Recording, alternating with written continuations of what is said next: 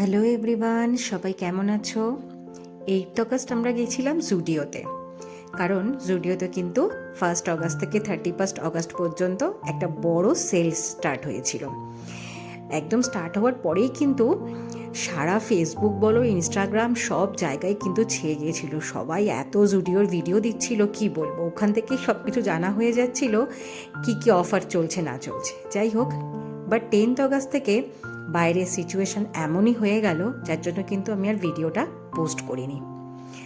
তাই অনেকটাই দেরি হয়ে গেল পোস্ট করতে। যাই হোক, ফার্স্টেই ঢুকে কিন্তু সমস্ত কিছু দেখছিলাম আগে যে কোথায় কি সেল চলছে। ফার্স্টে কিডস কাউন্টারে চলে আসলাম, সোনুর কিছু শার্ট প্যান্ট এগুলো দেখছিলাম। ও তো ট্রায়াল দিতেই চায় না, বিরক্ত হয়ে যায়। যাই হোক, তারপরে একটা জগার্স নেওয়া হলো ওর জন্য, আর চলে আসলাম এখানে লেডিসের দিকে।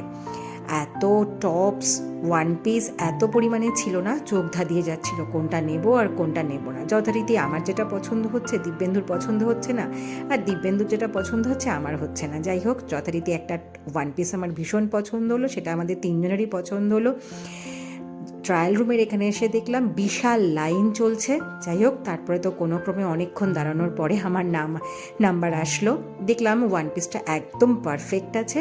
এরপর চলে আসলাম মেকআপ কাউন্টারের এখানে। প্রচুর অফার ছিল। আমি লিপস্টিক, নেল পালিশ, ওয়াইপস অনেক কিছু নিয়ে বিলিং করে, বিলিংয়েও প্রচুর ভিড় ছিল। ওখান থেকে বিলিং করে সরাসরি কিন্তু আমরা বাড়ির দিকে রওনা দিলাম। ব্যাস, আজকের ব্লগটা এখানেই শেষ করলাম। সকলে ভালো থেকো, সুস্থ থেকো।